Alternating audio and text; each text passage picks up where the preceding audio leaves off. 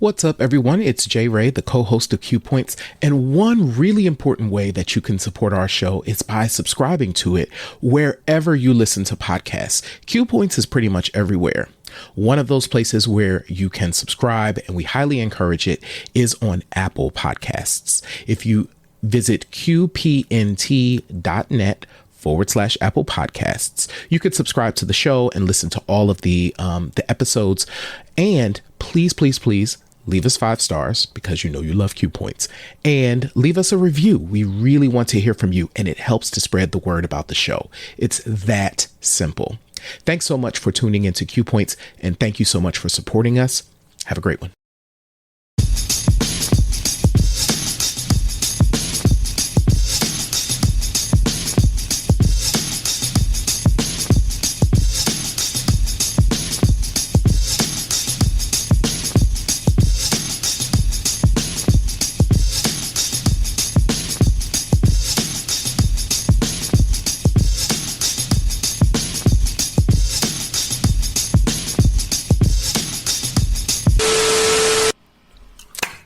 Oh, wait, I'm sorry. Y'all caught me in mid-church clap. I'm sorry about that. Hey, welcome back to Q Points. I'm DJ Sir Daniel. And my name is J Ray, sometimes known by my government as Johnny Ray Cornegay III.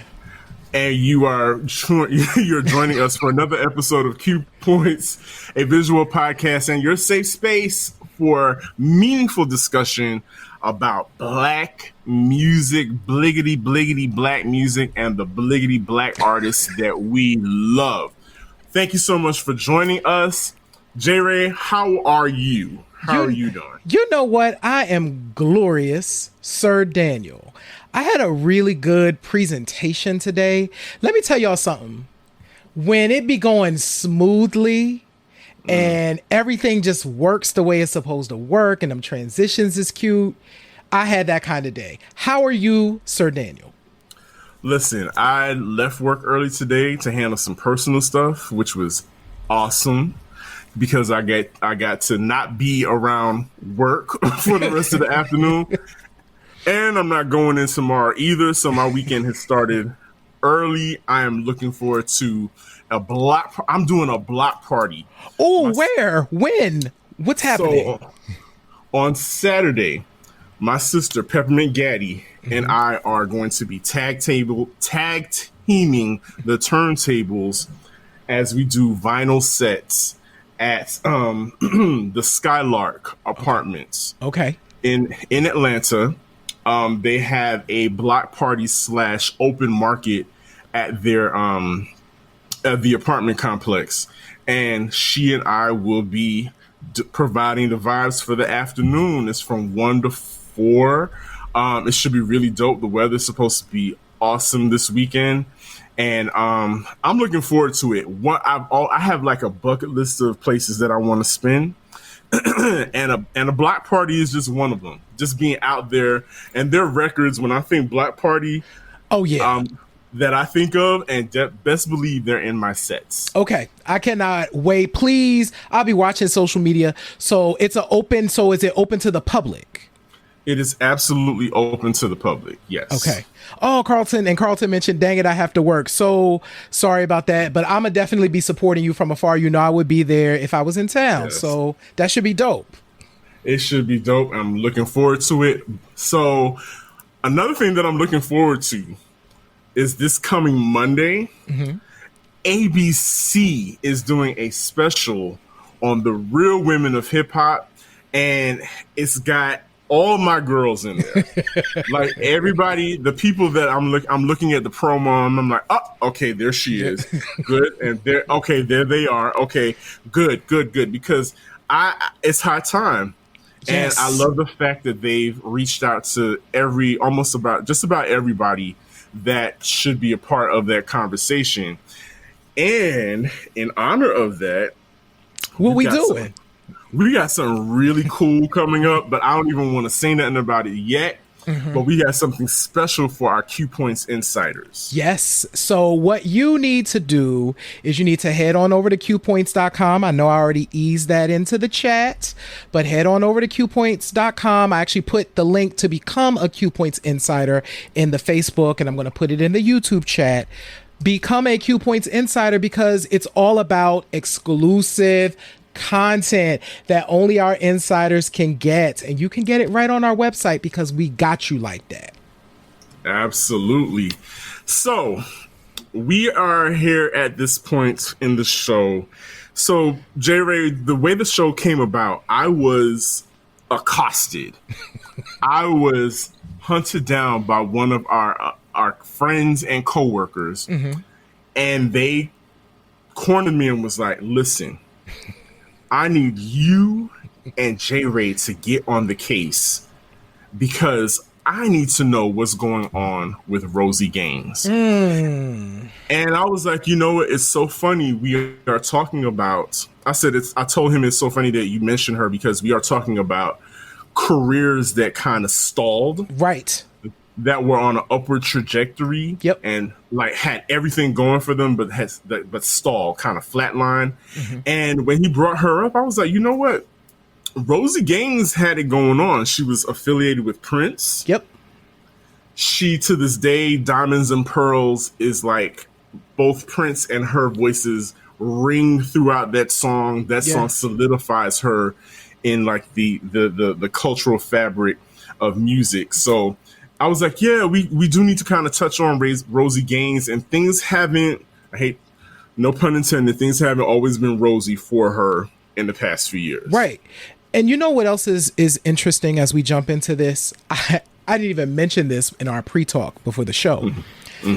Last week, you know how you just end up in a YouTube hole?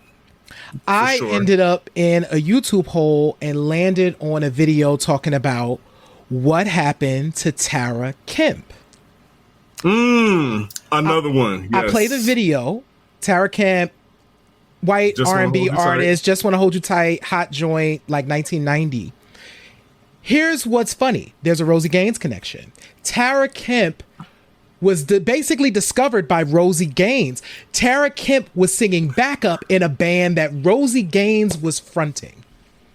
I do remember that vaguely. Yes. Yep. Thank you for bringing that up. Yeah. So it's funny that we're having this talk and Rosie Gaines is kind of in the universe. And shout out, you know, every time this happens, every time we do something with Q Points, I'm so glad we are talking about Sister Rosie Gaines right now because we have to do that. We have to remember these artists. And so thank you to your coworker for saying that we need to get on the case of searching for Rosie. I did find something, if you want me to talk about that now. Certainly. I do want to acknowledge Quadras in the chat.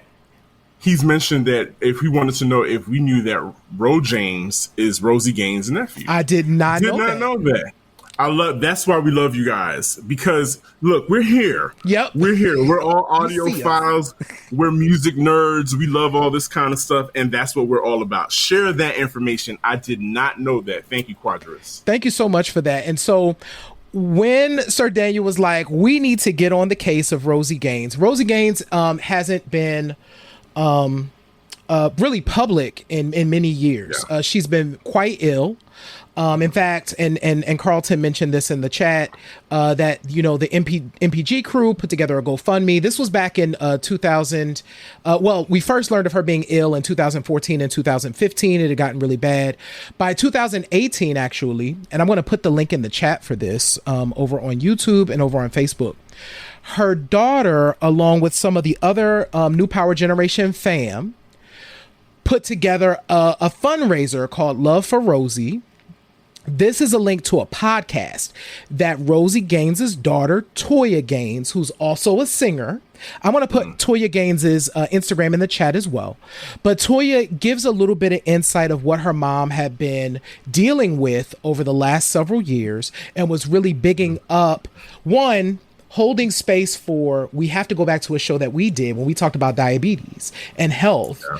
Rosie Gaines had, you know, been suffering from diabetes that has had a really, and she has been dealing with it for years, but also as a performer, it's been tough, right? You know, to be able to be on stage and also taking care of your health and also and then Prince's death had an effect on her. The daughter talks about all of that. So I want to do a plug for health, checking in on ourselves with our healthcare providers for a second. But in this podcast that I put the link in the chat, Toya Gaines talks a bit about what her mother had been going through as they were preparing for a fundraiser in 2018. I was reading something that Quadras just put in the chat regarding her actual full-length album release, which came out.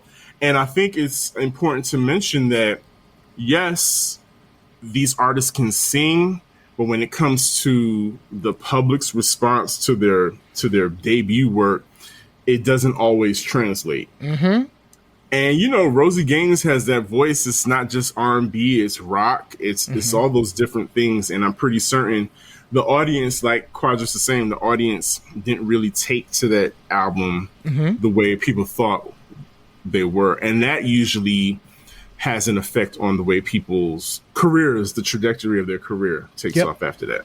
Yeah. I'm trying to remember the first single I was a fan of. Of course, I can't remember the name of it at this moment because I'm in the middle of the show. If somebody knows the name of the single from Rosie Gaines' solo record, After Diamonds and Pearls, please drop it. But I remember being really into that song. And I don't remember the full length. But yeah, it was one of those. And we were also going back to what we had talked about a couple of shows ago, Sir Daniel. The industry had a way of deciding what types of women should be out front. And Rosie Gaines' solo record came along at a time when you had to look a certain way and have a certain kind of look. I Want You, yes, was the name of the track Carlton just put. But the industry had Rosie wasn't fitting into that mold. She had the voice, she had everything. She could write, she could play, she could sing, checked all the boxes. But I could also see the industry like, we don't know what to do with her is the thing that they always say. Yeah, again, you know, having to shoot her only from the neck up and, you know, those kinds of things because she's a voluptuous woman. And yeah, you're absolutely right. And I just really wish the best for her and that, you know, the GoFundMe is successful for her and her family. Yeah, again, speaking on the new power generation, we can't talk about careers that at such a tender age of 10?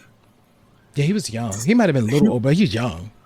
He's like a year or two, maybe around your age, like a year or so behind us. But Tevin Campbell, also a part of that, you know, Quincy Jones and Prince, the new power generation era, you know, Graffiti Bridge. Yes.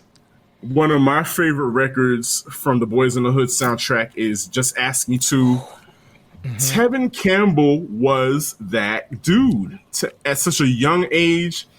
I don't know if y'all remember this, but Quincy Jones has something called the Sony Innovator. Yep. That gave us I'll Be Sure. It also gave us Tevin Campbell. And, you know, Tevin just had that at that age, people were comparing him to Michael Jackson because they had that similar voice. Yeah. You know, he just had it going on. He had the stuff. He had the juice. Absolutely. You know, appearances on the Fresh Prince of Bel-Air. Yep. What more could you ask for? Yep. And then it just all took a turn.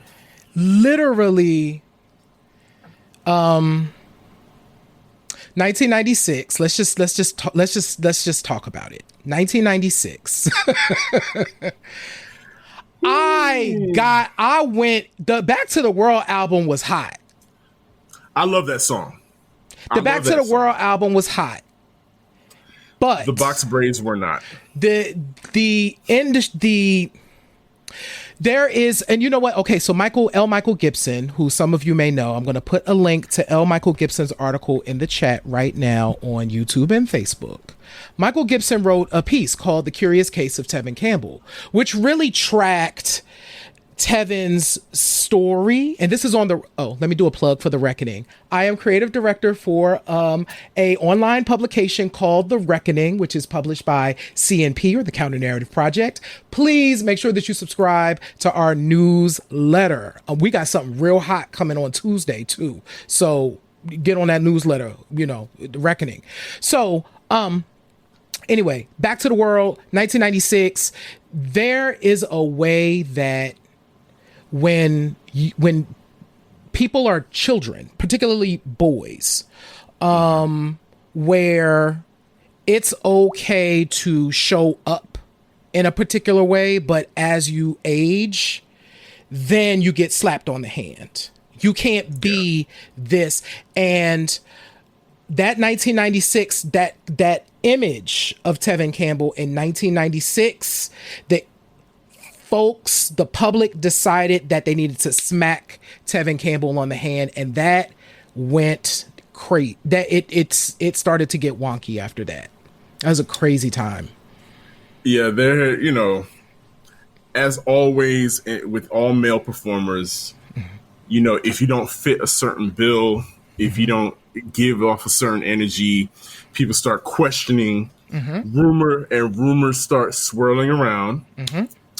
And which led to another blurb in his career in 1999, which was an infamous incident with an undercover police officer. That, I think that just kind of pushed him to, okay, that's it. I'm done with the industry. Yep. I'm done with the industry. There's alleged stories of substance abuse. He was probably dealing with a lot of very personal things. And that's the thing about that. The industry doesn't care about, or it shows that it doesn't care about your well-being as a person. You're a commodity. They don't care what kind of personal problems you have, what issues you have. As a matter of fact, it adds to it. Yep. We've had many discussions on how a lot of our favorite rappers passed away because the record label supplied them with the drugs that they were being strung out on. So, and not saying that was what happened to Tevin, but I can only imagine. Can you imagine what 1999? I was in my mid-20s. He's in his early 20s, I'm supposing. None of us had the answers in our early 20s. Can you imagine the spotlight being on you because you're a celebrity and you're going through real life issues? You have real life needs, real life things happening to you, and they just get magnified. And if you're not ready for it, it can really take you out of the game. Yeah, and Tevin Campbell, we just talked about, right? He literally grew. He went through puberty in front of us. Yeah. I remember puberty. I look at my 9th grade high school pictures and are like, what was going on? What was happening? It was life happening, and this person had to grow up in front of all of that. Yeah. And who can you trust? Who can you talk to? I'm pretty certain the phone stopped ringing at some point when stories started coming out, Yeah. And I am happy that he is at the point where he can enjoy knowing that we still love him. Like, we still love a Tevin Campbell, and now he can still perform. I mentioned to you before we got on, I saw a recent performance. He was on some TV news show, and he was preparing for a performance that night, and he did Can We Talk flawlessly. I said, Tevin better sing this song, and they reworked the melody in a way that was like, oh, thank you for not just doing it straight away. It was like a jazzy version of it. Yeah. Went off. Listen, you took me back when you said 8th grade, 9th grade. You can't tell me that you did not, in your graduation, that y'all did not sing Tomorrow by Tevin Campbell. Tevin Campbell, who's going to sit up here and lie to us and say you did not sing Tomorrow will bring a better me at your graduation? don't sit up there and lie and say that you did not sing that song. And yes, Can We Talk? Can We Talk is a perfect end of the night song to play in any DJ set. It is the perfect sing-along song to round out the night. It still rings off to this day. Yep. And so, hats off to Tevin Campbell. I love that. I love that how the new generations are discovering him, right? Yes. Because of Black Twitter, because of his activity on Twitter. You know, he's a clapback king. You know, don't play with Tevin Campbell on Twitter. Because some people were trying to act like he wasn't the GOAT in the 90s. Like y'all aren't going to do that to Tevin. He's not going to allow that, and I love that and I appreciate that.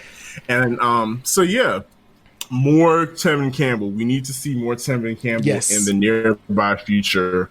And I love it. And you know, Tevin Campbell again is just one of those we talking about when you come out into the industry as a young person, you know, and people are getting famous off of you.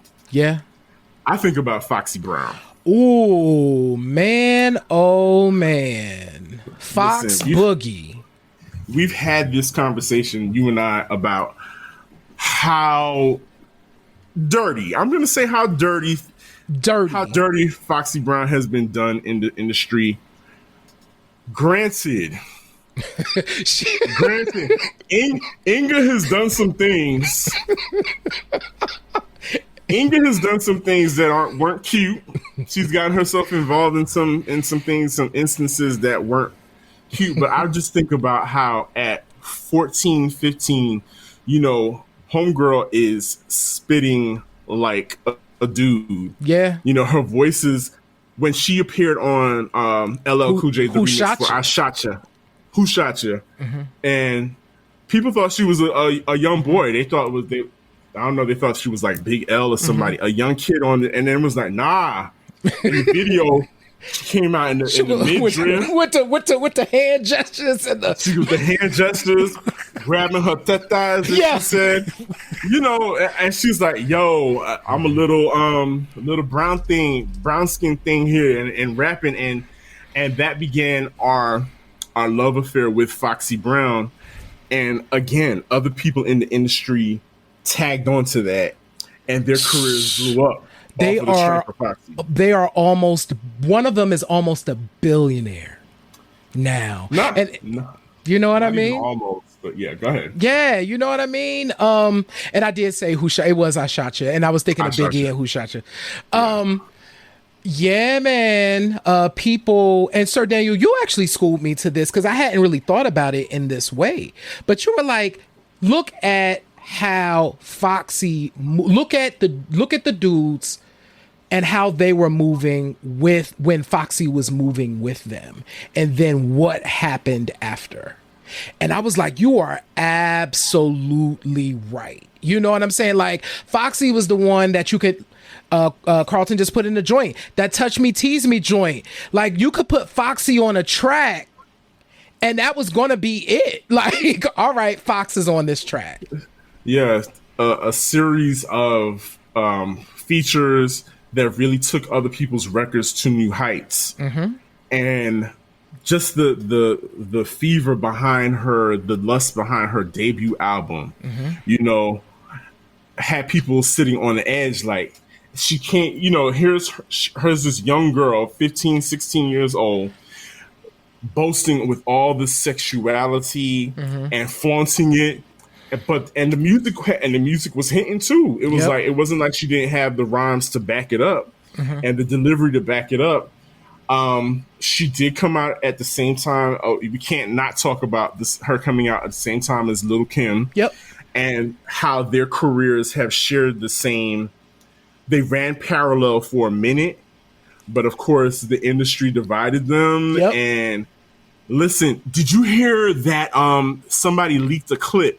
I forget who it was, if it was Just Blaze or somebody, or was it for somebody leaked a clip of the famed Thelma and Louise record. Really?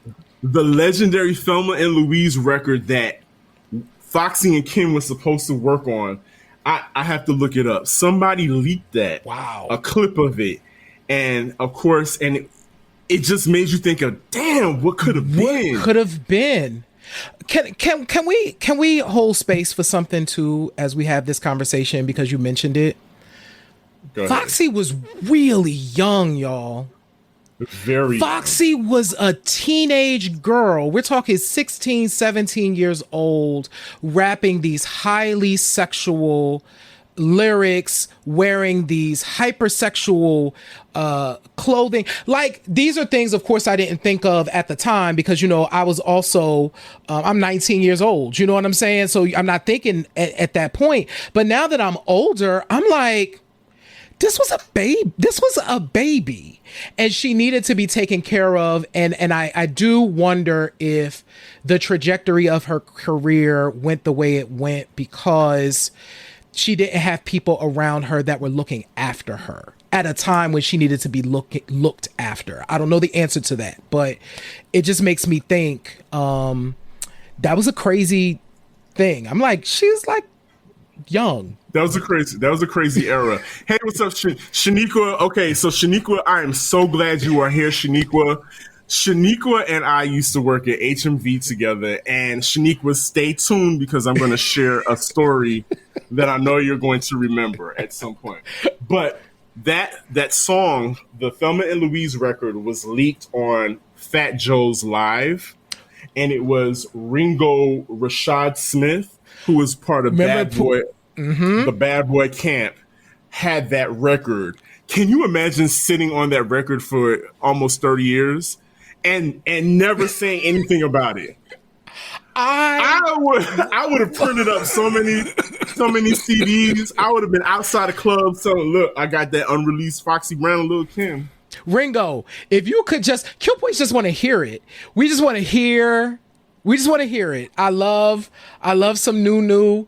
What could have been, Sir Daniel, you said it best. Like, what could have been? There was an interview I was watching. I can't remember with who, but it was somebody. It was one of the dudes that was kind of running with them at the time. And his overarching question to the Kim and Foxy not getting along was, what happened? Like, what?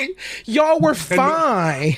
And nobody has a definitive answer because there was really nothing. Mm-hmm. There was really nothing to it except probably a man. Probably a dude. And when it reminds me of this tweet, think about the messiest person you know. And it's a dude, isn't it? It's a dude. I guarantee you it was somebody that was playing, and I don't want to name names, but somebody played in both of their faces at the same time and was like, at one point, this person was in their videos, dancing along with them, sneak dissing on their records. And then he showed up in the other one's videos. I wonder who. You all fill in the blanks there. You know who we're talking about. But I have to believe that was something that was purposefully done between those women. And now it's probably something that was Carlton for the win in the chat. But it was probably one of those instances. It's just unfixable now. I just don't think that there's any salvaging that at this point. People were talking about them doing a versus together. I just don't see it. I can't see it either. Especially after everything that happened at Hot 97 back in, what was that, 99, 2000? Yeah. That's just not going to happen. So we're talking about careers and albums. Broken Silence, which was her last release on Def Jam, critically acclaimed from start to finish, top to bottom. Awesome album. Yep. But I do say that 9/11, I really do believe that 9/11 had an effect on the way that album stalled, because she was able to do like 106 in Park. And then, a few weeks before the album was supposed to drop, then unfortunately our country went through that tragedy. And it had an effect on everybody's records that was coming out at that time, because I think Ludacris might have had a joint coming out at that time. And Def Jam was really heavy about their rollouts in the album, and they could not support the album the way they could have. And so I think that really was like another nail in her coffin of a career. Yeah, so first of all, Joshua just made a really funny quip of why two female rappers got to get along, let them beef like dudes. Hey, to that point, Joshua, if you notice, even the dudes after years of beef have been able to get back. They do and dap it up and get money. Look at Jeezy and Gucci Mane was actually able to do a verses together. Yep. And one of them allegedly had somebody else's friend killed. So yeah, it's a lot. It's a lot. Go ahead. I will say, and this is my hope. If Foxy, if you are watching Q Points, if you are watching or listening to Q Points, however you're taking it in, because we do all of that. Yo, I don't need you to do new stuff. We good with the material that you have. We want to see you and make sure that we love you. And you can still do shows, baby. Like, let's figure that out. That's all I want to say. Well, we also got to hold space for the fact that she had a health problem. We do have to hold space for that. I think it was in 2006 that she went public with her sudden deafness. Yeah. And we unfortunately witnessed so many videos online of her, trying to perform after regaining some of her hearing back. Mm-hmm. And something just did not jive right with the performances. And so, I don't know. She showed up on Nas's most recent album. Yep. Mm-hmm. The King's Disease. Yep. She sounded pretty decent to me on that. Yeah. I think the momentum really got lost when I think it had to have been like 2002, 2003. She had been teasing about Il Nana 2, The Fever. Yeah. Coming out on Def Jam. She was supposed to be on Def Jam again. I really think if that album came out, that it really would have propelled her back to stardom, because all the tracks got leaked at some point. Yeah. And it was dope. It was a dope album. If you've heard Il Nana 2, The Fever, if you've heard songs from that album, drop something in the chat and let us know what you thought about it, because it really could have been dope. As a lot of other albums that never saw the light of day. Mm-hmm. This is a perfect segue to really spend some time talking about. So we're going to talk about a couple of things in this segment. We want to talk about an album that never saw the light of day, never really got out of concept phase. It was a little bit done. And then we want to talk about some records that didn't make it to the States. And so let's talk about the first person we want to talk about, the amazing Black Thought. We'll just go there first. Wow. Absolute legend. Lead MC of the Roots. All of y'all know that. He's now, of course, on Jimmy Fallon, and he's about to be on Broadway. So he's about to be on Broadway. Black Thought is literally making all the money like at this point. I'm not mad at it. Nobody's mad at it. And one of the things, so in 2000, y'all, Black Thought, this is after the Roots had done Things Fall Apart. They were big as everything happening because, You Got Me was a huge hit. And so he's like, listen, I'm going to finally do a solo record. Solo record, great. So everybody is waiting for the solo record, which is called Masterpiece Theater, which is the perfect name for, I was like, oh, this is a Black Thought album. Absolutely. Why wouldn't you call a Black Thought album anything else? And so there was a teaser track, Hardware. I'm going to put it in the chat. And listen, he was really going hard working on this record. From what I understand, I read a piece, an interview that Questlove did. This is a long time ago now, probably like more than a decade. And they were talking about phrenology. It was probably like 2009, because they were like celebrating like 10 years of phrenology. 2002. So it's probably 2012. 10 years of phrenology or whatever. And he was like, well, at the time that we had to do phrenology, Thought was working on this solo joint, but our manager was like, y'all got to have a record done in this time. And apparently their manager, he's since passed on, but was really like a stickler for y'all gotta turn in the record by this time.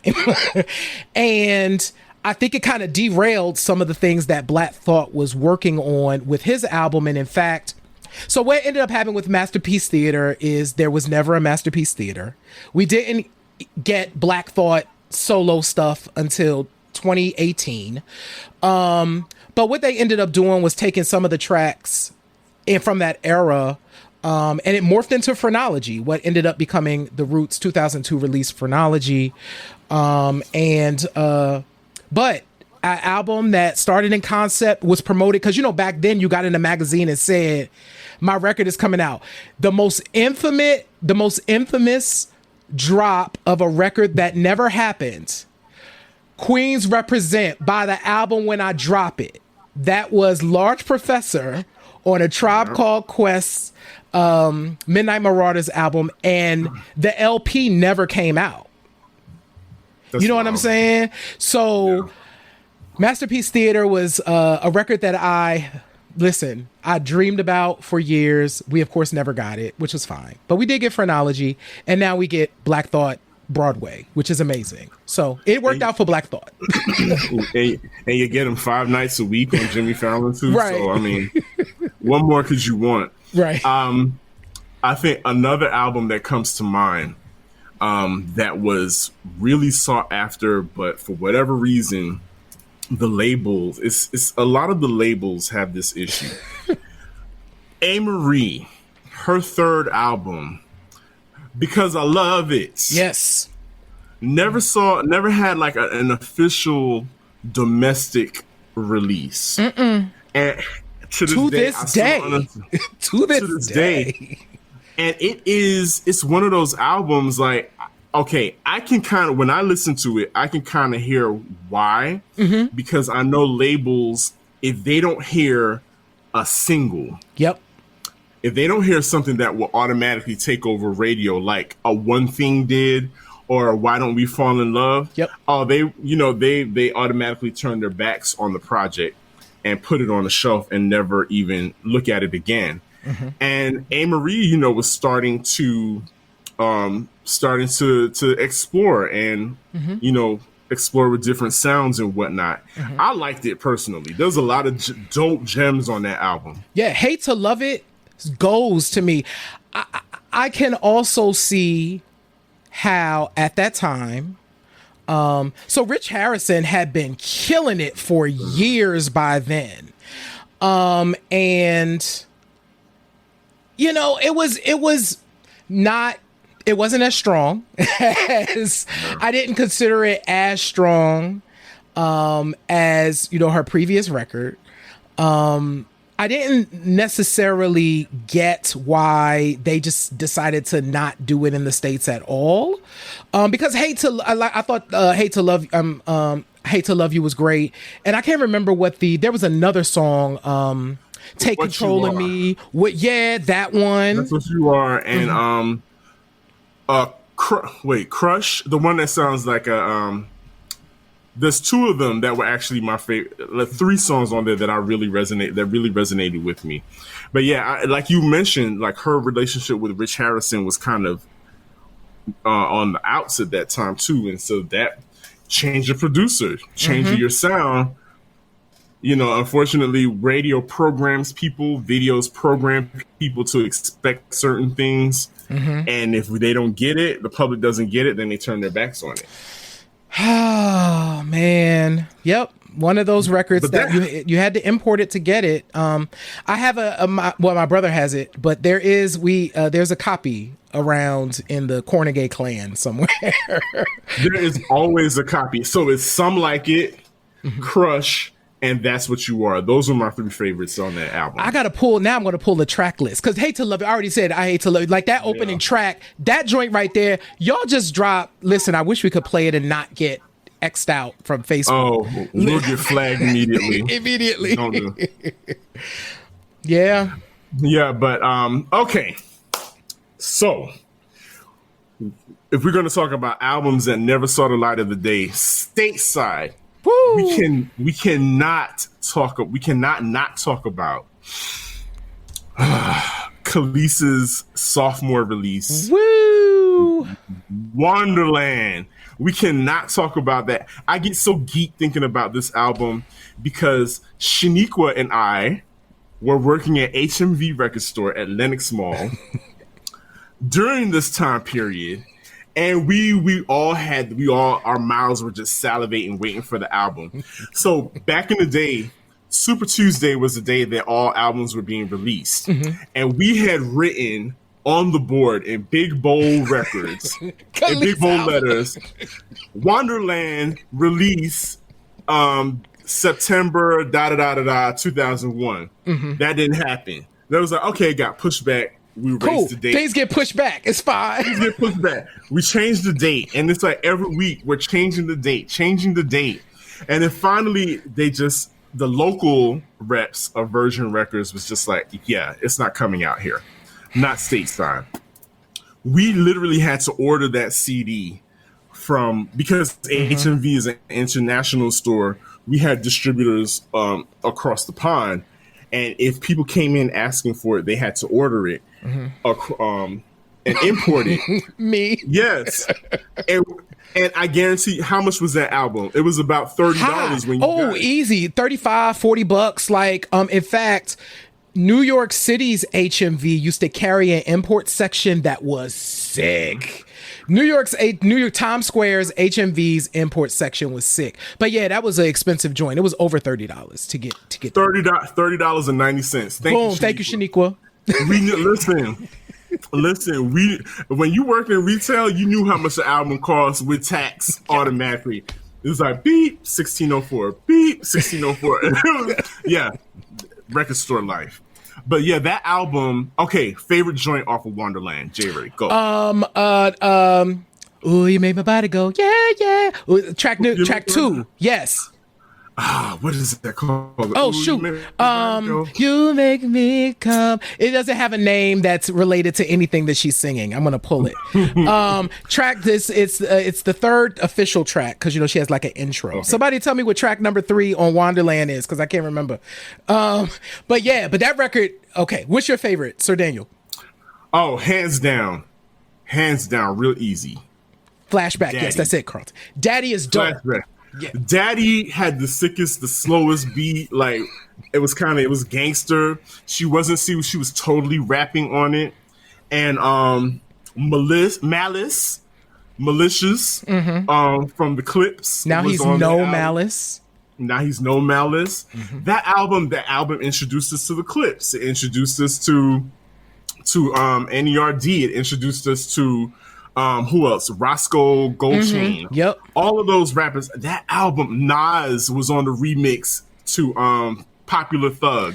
Which was, oh my God, Popular Thug. That joint still goes. Okay, let me just say, all right? Wanderland, that's so weird that it didn't come out here because okay. Wanderland was weird. So when I finally got a chance to hear Nerd's first album, Wanderland made a lot of sense. I was like, oh, okay, I fully get where the Neptunes are in this moment.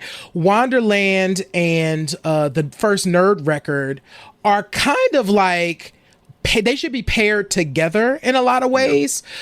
So go back if y'all have an opportunity, because now Wanderland you can stream. It's finally available in the States. So go stream it and also listen to In Search Of by Nerd. They have a very similar energy and a very similar vibe going on. But Wanderland slapped. Like, that record was good. And Kelis publicly said that, again, the record label, Virgin Records, did not get it. They didn't get it. They didn't get the vision, the rock fusion, because we weren't getting a lot of black girls, especially doing that rock fusion.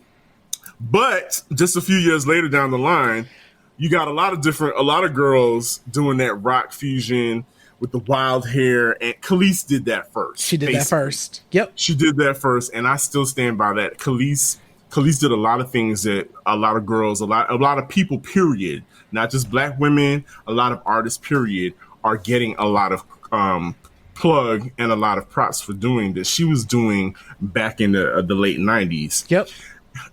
Yes, thank you, Cree Summer, Fiona. What's her name? Who? Melanie Fiona? No, not Melanie Fiona. The young black girl that did like a punk rock thing. Oh, I know who you're talking about. Fifi Dobson. Yeah. Fifi Dobson, yes. Her. So yeah, Kelis birthed all them girls. She birthed all those girls. But I have if we're talking about our HMV days, I do have a great story about meeting Kelis and Nas together. Of course. Like, this is the era when they were staying in Atlanta. They didn't live too far from Buckhead. And they would legit just come into the mall and just like shop like it was nothing, just hang out. They always look like they just finished having sex. They were just always leaning on each other and just pawing each other. They were totally young and in love, at that point. And I just remember her coming into the store and placing, and both of them came into the store. Nas stood at the register asking me to order him some stuff. And he wanted the movie The Secretary. Oh, I was like, oh yeah, the movie about S&M and bondage. And he was like, oh, yo, young guy, what you know about that? I will never forget him saying that to me. And Kelis was just as sweet and beautiful. Like, even underdressed, super gorgeous.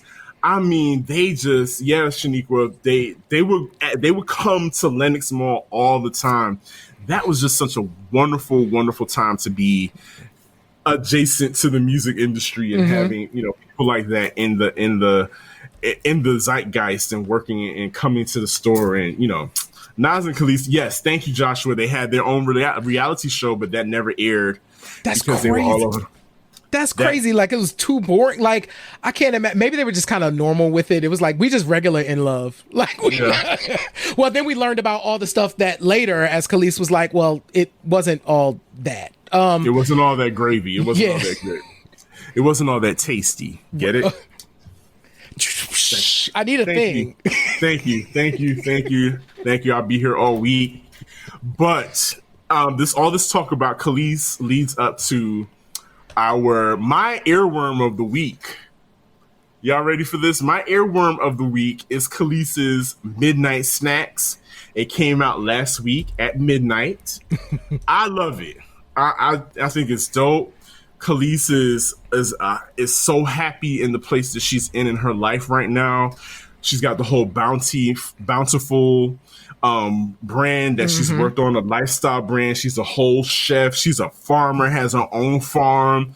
Like, she's got it going on. So the fact that this new song is food related is not a surprise, right? But it's dope.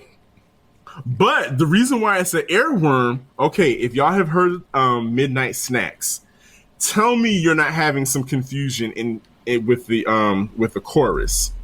Is she saying midnight snacks or is she saying midnight sex?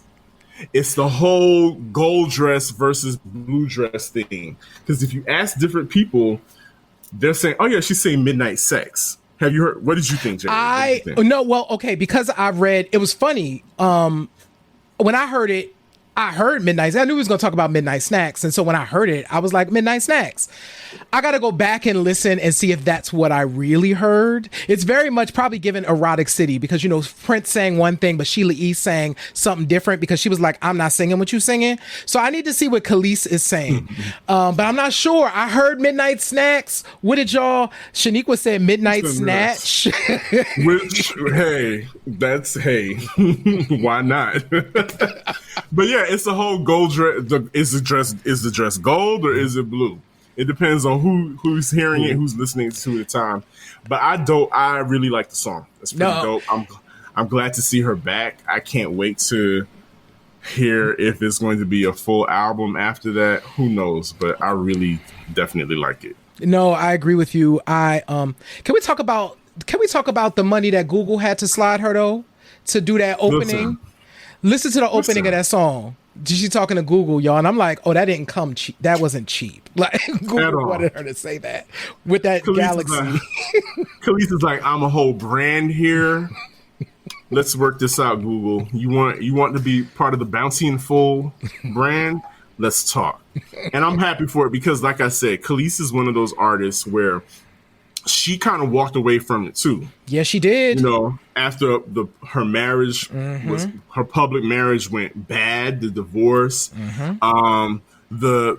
We still really don't know if she and like Pharrell and that relationship with the Nerve. We still really don't know what happened with that because that was a wonderful musical marriage. And Mama said, you know what? I'm good. Remarried, got two more. Wait, is it two more or three? I think it's just 2 children, but I'm not sure. I don't want to. No, I think it's 3. She has a daughter now. Yeah. Oh, okay. Then it's 3 then. 2 sons and a daughter now. Is happy living on a farm, like I said. I say this all the time. Kelis won. She did win. Listen, she was on the Netflix. You actually got me in. You was like, you need to watch the Netflix show where it was about the I can't remember what it's called, but it was they were cooking with weed, and she was one of the hosts, and very just squarely good. And I was like, oh yeah, she's in a good spot. She's able to do this. A great spot. A great spot. Wow. I've really enjoyed going down, you know, talking about these people and raising their names up because I really don't think a lot of people speak about Kelis, Amerie, Foxy Brown, Tevin Campbell, Rosie Gaines. People aren't really talking about them like they should be, but that's what Q Points is here for. Absolutely. So what all of y'all need to do on this evening in 2021 is you need to go on over to qpoints.com and make sure that you get familiar. All of our old shows are there. You can find out where you can listen to the show because you should be listening to Q Points while you work. And you can check us out on Apple Podcasts. I'm going to put the links in the chat. You can also subscribe to us on YouTube. We are broadcasting on YouTube right now, but here on Facebook, I'm going to ask that you go on over to YouTube and subscribe. And just stay up with us on social media. We are at Q Points on Instagram and at Q Show on Twitter. And if you're joining us on Facebook, go ahead and hit the like button or the follow button is really important. Make sure that you subscribe to us and become a Q Points insider. We have exclusive content. And like Sir Daniel said at the top of the show, there is more exclusive content on the way very soon. You need to be an insider. Very soon. Absolutely. So, J. Ray, what do I always say to the kids? In this life, you can either pick up the needle or you can let the music play. The choice is yours. Listen, I'm DJ Sir Daniel. I'm J. Ray. Peace. And we appreciate you for joining us for another episode of Q Points. Be safe, and we'll see you next week.